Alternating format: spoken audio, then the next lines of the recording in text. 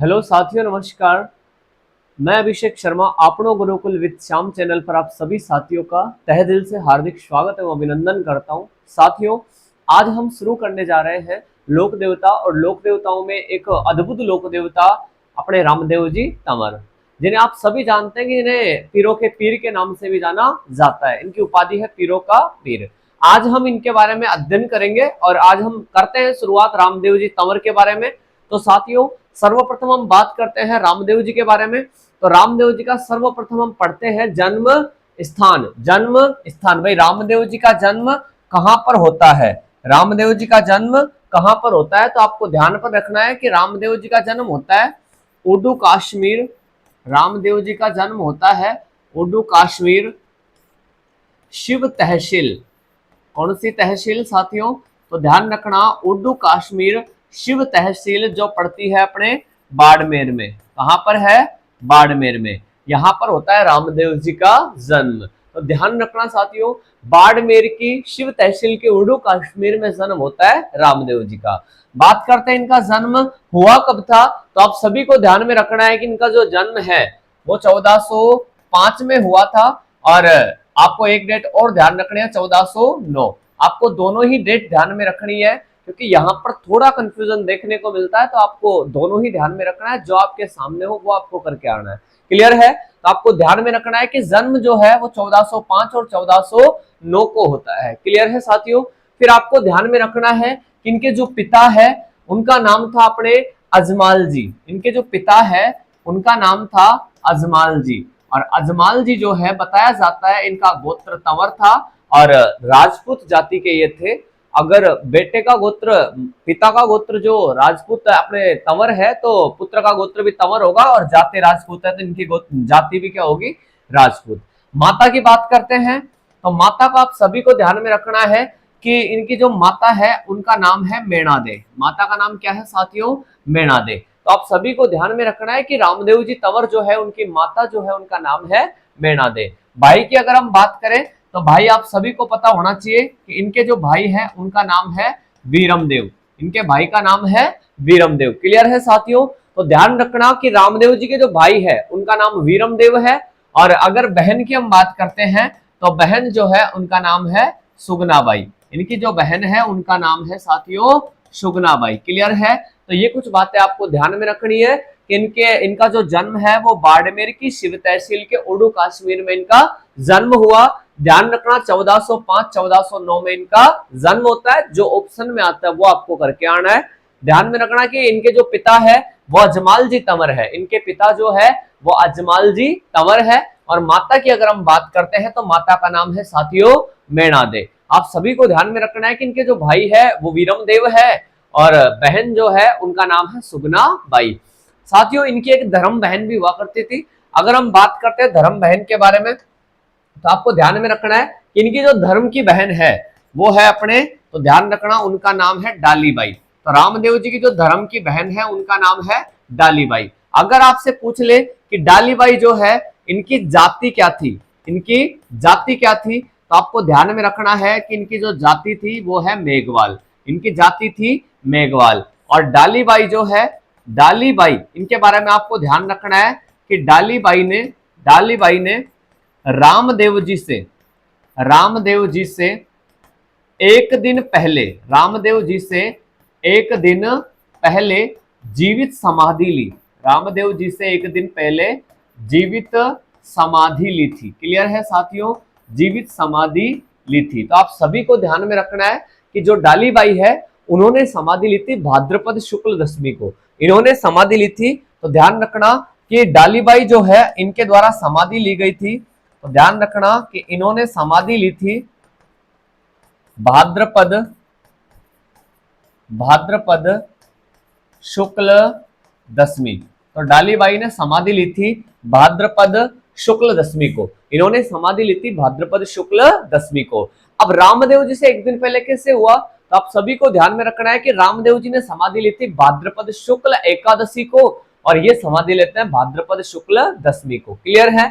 फिर हम बात करते हैं रामदेव जी के गुरु के बारे में। तो आप सभी को ध्यान में रखना है कि रामदेव जी के जो गुरु है उनका नाम है बालीनाथ। तो बालीनाथ जी जो है ये रामदेव जी के क्या है साथियों, गुरु है। कहा क्या है साथियों, गुरु है। तो आप सभी को ध्यान में रखना है कि बालीनाथ जी जो है ये रामदेव जी के गुरु है और इन्होंने ही इनको दीक्षा दी थी। आप सभी को ध्यान में रखना है। अगर बात करते हैं अपन मोसेरे भाई की, तो ध्यान रखना रामदेव जी के मोसेरे भाई थे अपने हड़बूजी शांखला। रामदेव जी के मोसेरे भाई थे हड़बूजी शांखला। क्लियर है। और ध्यान में रखना कि हड़बूजी शांखला जो है इन्होंने भी रामदेव जी के कहने पर बालीनाथ जी से दीक्षा ली थी और बालीनाथ जी के ही शिष्य माने जाते हैं रामदेव जी और अपने हड़बूजी शांखला। तो ध्यान रखना इनके मौसेरे भाई है हड़बूजी और इन्होंने राव जोधा जो है उनको मंडोर जीतने का आशीर्वाद दिया था और भविष्यवाणी भी की थी। तो भविष्य वक्ता भी कहलाता है हड़बूजी शांखला, जिनकी चर्चा करेंगे हम आगे। क्लियर है। फिर हम बात कर रहे हैं इनकी उपाधि के बारे में। तो साथियों इनकी जो उपाधि है उसके बारे में आपको ध्यान रखना कि रामदेव जी को पीरों का पीर कहा जाता है।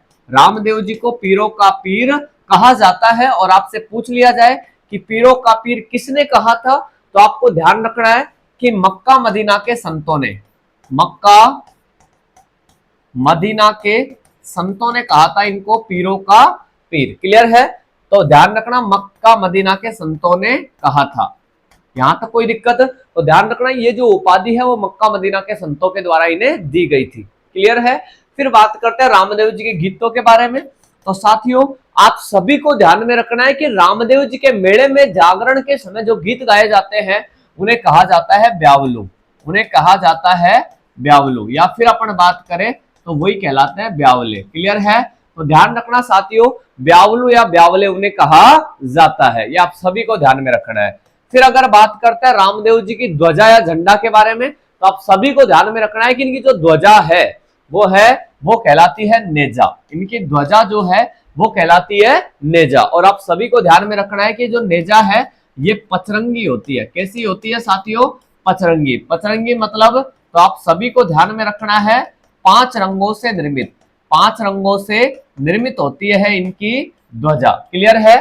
तो ध्यान रखना इनकी जो ध्वजा है वो नेजा कहलाती है और ध्वजा को ही झंडा बोला जाता है। आपको ध्यान रखना है कि पचरंगी होती है, 5 रंगों से निर्मित होती है। और यहीं पर आपको एक बात अच्छे से ध्यान में रखनी है कि नीला रंग शामिल नहीं होता। नीला रंग शामिल नहीं होता। तो आपको ध्यान में रखना है कि नीला रंग शामिल नहीं होता। ये बहुत इंपॉर्टेंट लाइन है जो आपको ध्यान में रखनी है कि रामदेव जी की जो ध्वजा है इसमें नीला रंग शामिल नहीं होता। क्लियर है साथियों। आगे हम चर्चा करते हैं तो आपको ध्यान में रखना है कि रामदेव जी की सौगंध क्या कहलाती है। तो रामदेव जी की सौगंध जो है वो ध्यान रखना, रामदेव जी की जो सौगंध है वो आण कहलाती है साथियों। इनकी सौगंध जो इनके अनुयायी खाते हैं वो कहलाती है आण। ये आप सभी को अच्छे से ध्यान में रखना है। फिर रामदेव जी की और बात करते हैं तो रामदेव जी के मंदिर में जो पूजा की जाती है, ध्यान रखना रामदेव जी के मंदिर में पूजा की जाती है, पगलियों की पूजा की जाती है। किसकी पूजा की जाती है?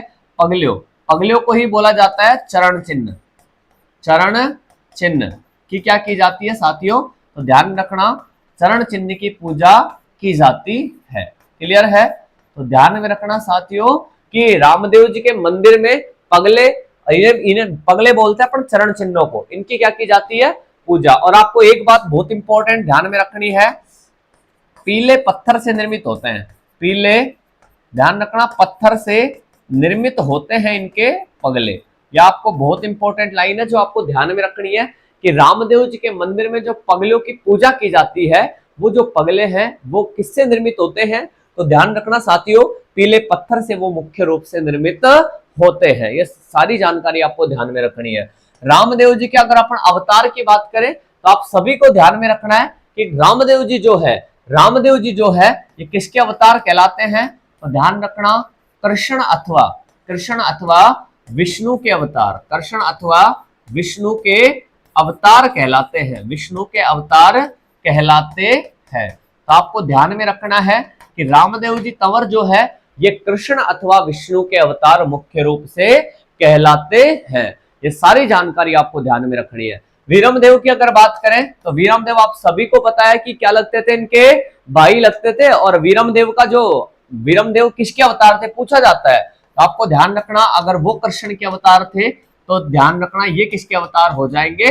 बलराम के अवतार। किसके अवतार? बलराम के अवतार। तो ध्यान रखना कि रामदेव जी खुद जो है, भाई ध्यान रखना, रामदेव जी स्वयं तो विष्णु और कृष्ण के अवतार है, और इनके भाई जो वीरमदेव है वो बलराम के अवतार कहलाते हैं। आपको एक बात और ध्यान रखनी है, बहुत इंपॉर्टेंट लाइन है कि रामदेव जी के द्वारा कौन सा पंथ चलाया गया था। तो आपको ध्यान रखना, रामदेव जी के द्वारा चलाया गया था पंथ कौन सा? तो ध्यान रखना, कामड़िया पंथ। कौन सा पंथ चलाया साथियों? कामड़िया पंथ चलाया। क्लियर है? तो ध्यान रखना, रामदेव जी ने कामड़िया पंथ चलाया था। कौन सा पंथ साथियों? कामड़िया पंथ चलाया था। क्लियर है? ये सारी बातें आपको ध्यान में रखनी है। अगर और बात करें अपन रामदेव जी के बारे में, तो रामदेव जी जो है, इनके जो चमत्कार है वो कहलाते हैं अपने पर्चा। तो आपसे पूछ लिया जाए कि रामदेव जी के चमत्कार, तो ध्यान रखना, पर्चा कहलाते हैं। रामदेव जी के चमत्कार कहलाते हैं पर्चा। ये आप सभी को ध्यान में रखना है कि रामदेव जी जो है, इनके जो चमत्कार है वो पर्चा कहलाते हैं। क्या कहलाते हैं? पर्चा कहलाते हैं। और ध्यान रखना, ये जो चमत्कार है, ध्यान रखना,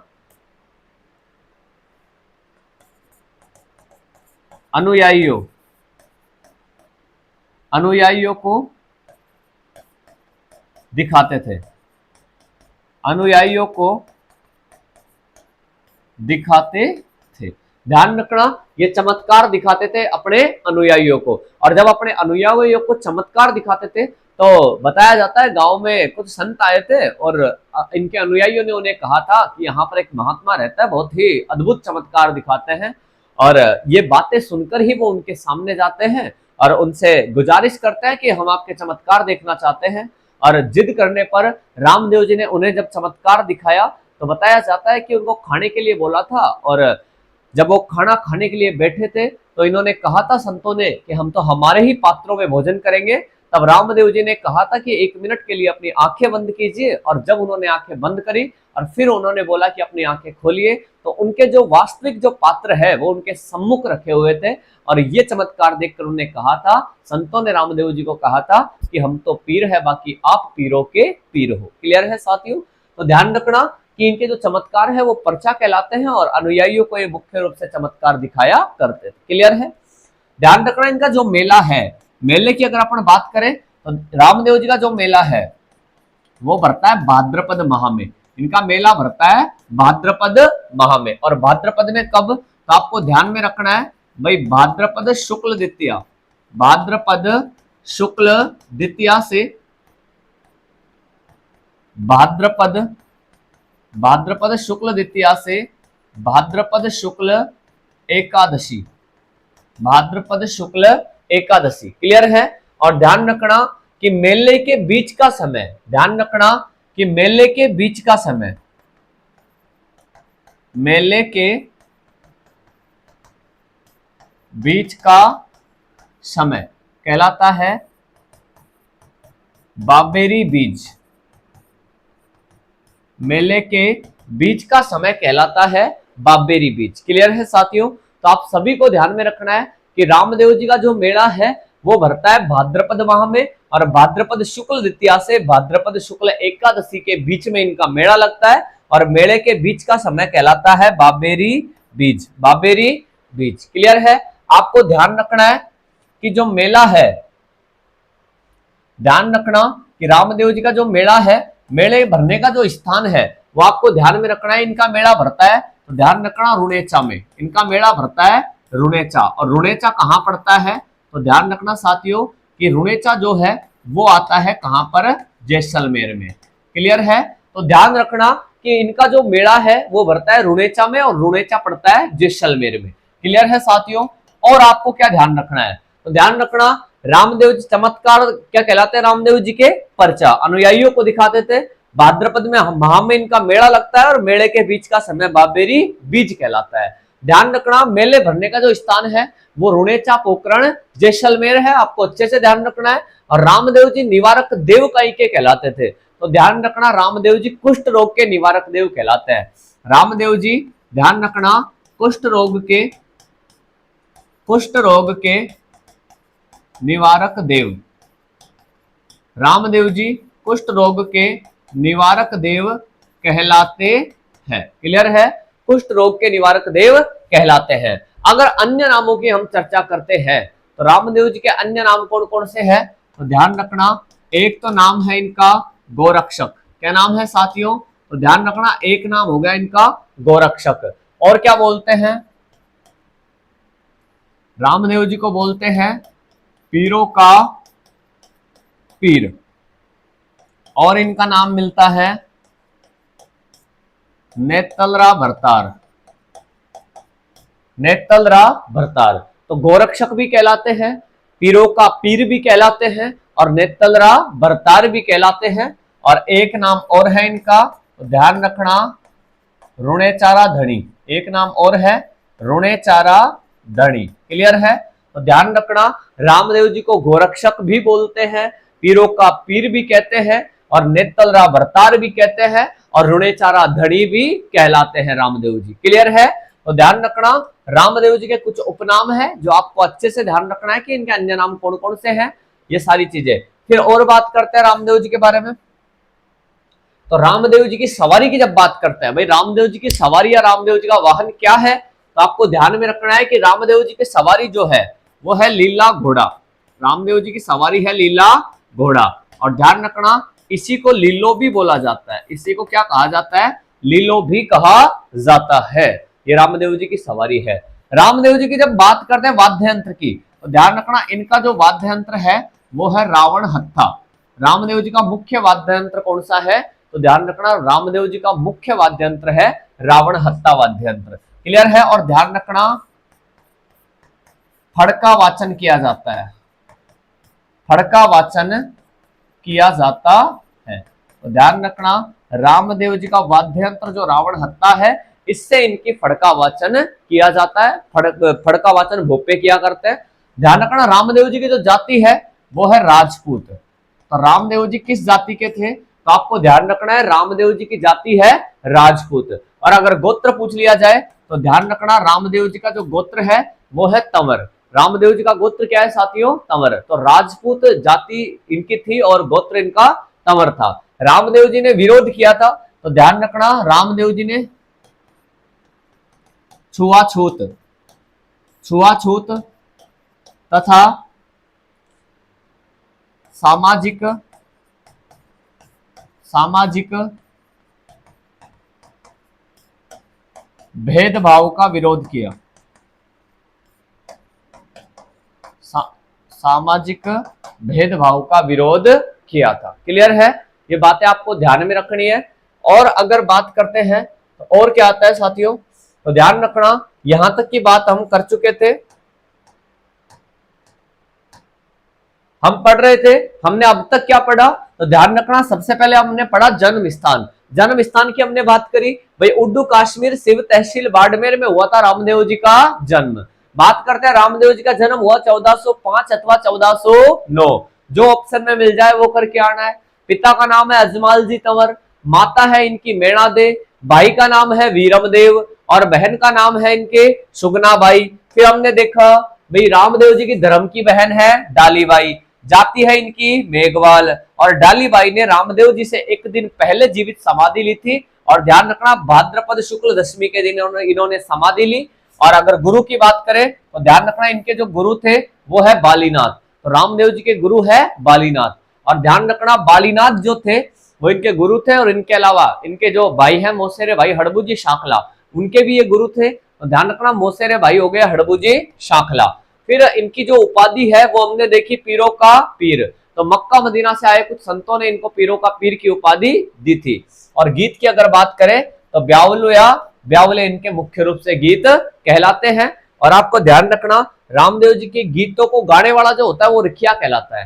रामदेव जी की ध्वजा है उसे नेजा कहा जाता है। और नेजा ध्यान रखना कैसी होती है, तो ध्यान रखना पचरंगी होती है। कैसी होती है साथियों, 5 रंगों से निर्मित होती है और नीला रंग इसमें शामिल नहीं होता। कौन सा रंग नहीं होता, तो नीला रंग इसमें शामिल नहीं होता। क्लियर है, ये हमने देखा है। फिर हमने देखा कि रामदेव जी की सौगंध जो है वो कहलाती है क्या, आण। तो रामदेव जी की सौगंध कहलाती है आण। और रामदेव जी के मंदिर में पगलियों की पूजा की जाती है। किसकी पूजा की जाती है, पगलियों की पूजा की जाती है।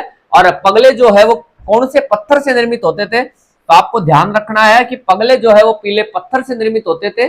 और रामदेव जी ध्यान रखना, अवतार की अगर बात करें तो कृष्ण अथवा विष्णु के अवतार कहलाते हैं, और वीरमदेव जो है ये किसके अवतार कहलाते हैं, तो ध्यान रखना वीरमदेव जो है ये बलराम के अवतार कहलाते हैं। और रामदेव जी के द्वारा चलाया गया पंथ कौन सा था, तो ध्यान रखना रामदेव जी ने कांवड़िया पंथ चलाया था। कौन सा पंथ साथियों, कांवड़िया पंथ चलाया था। क्लियर है।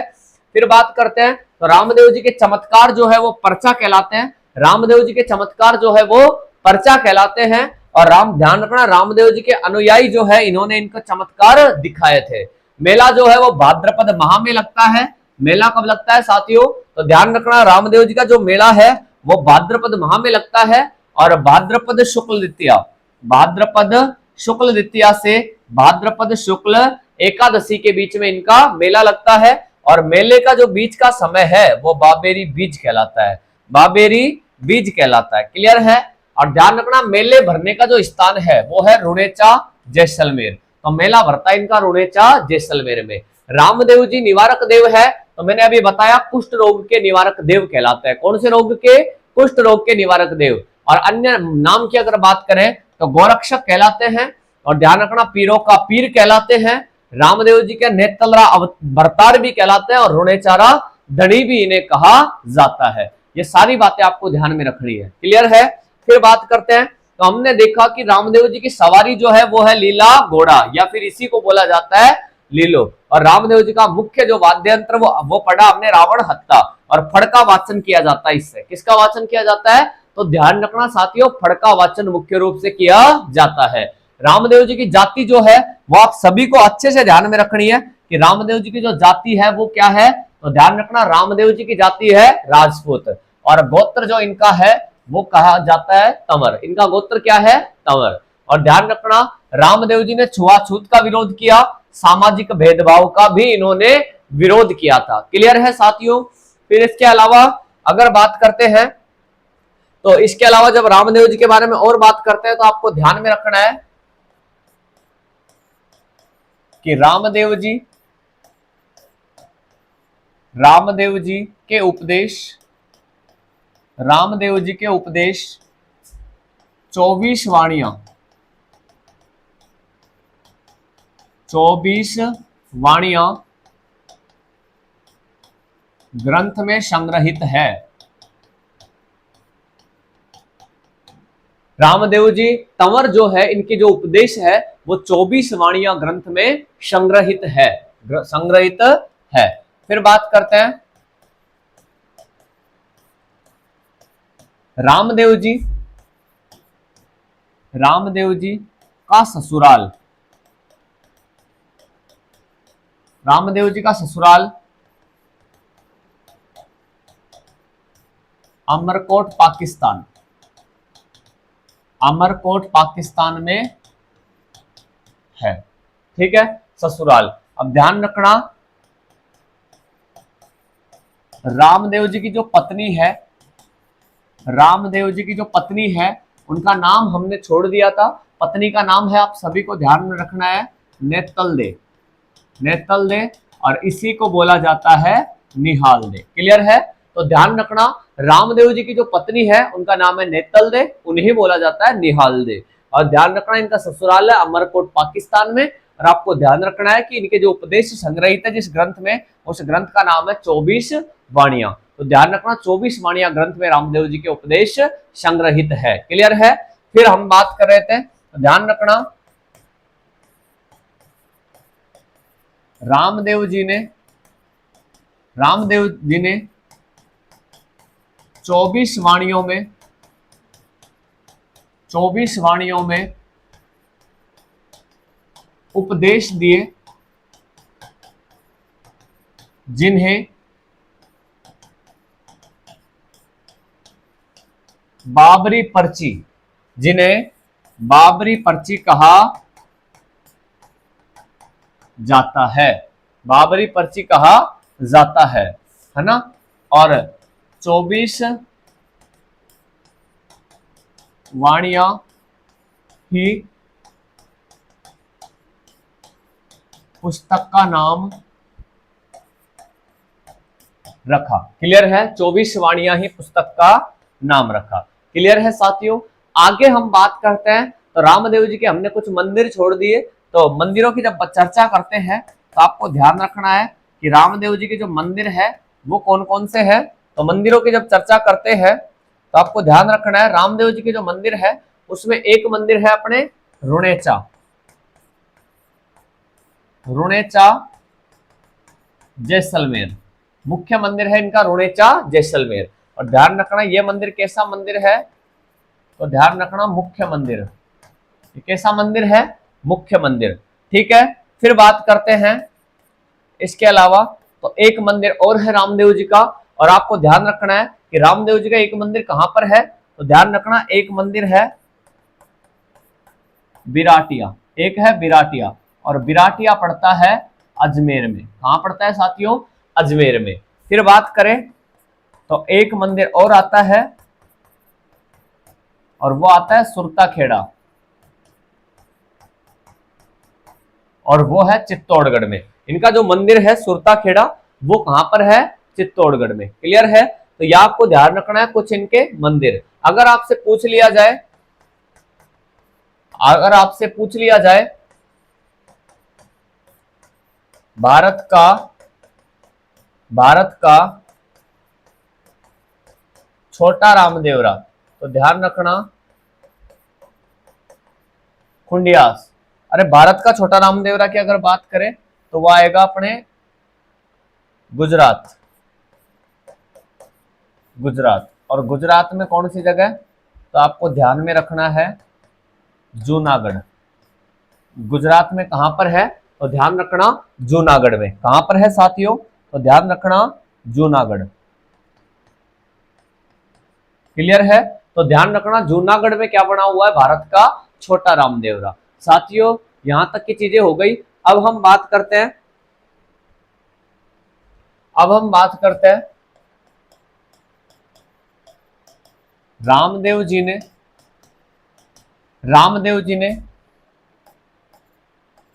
1442 में जीवित समाधि ली, जीवित समाधि ली थी। क्लियर है, और ये 1442 जो है इसके जगह आपको कहीं कहीं पर 1460 भी देखने को मिलेगा। तो घबराना नहीं है, दोनों ही डेट ध्यान रखनी है। इसमें थोड़ा कंफ्यूजन है जन्म में और समाधि में, और वो आपको ध्यान रखना है। फिर आपसे पूछ लिया जाए समाधि कब ली थी इन्होंने, तो ध्यान रखना भाद्रपद शुक्ल एकादशी, भाद्रपद शुक्ल एकादशी को ध्यान रखना, एकादशी को जीवित समाधि ली,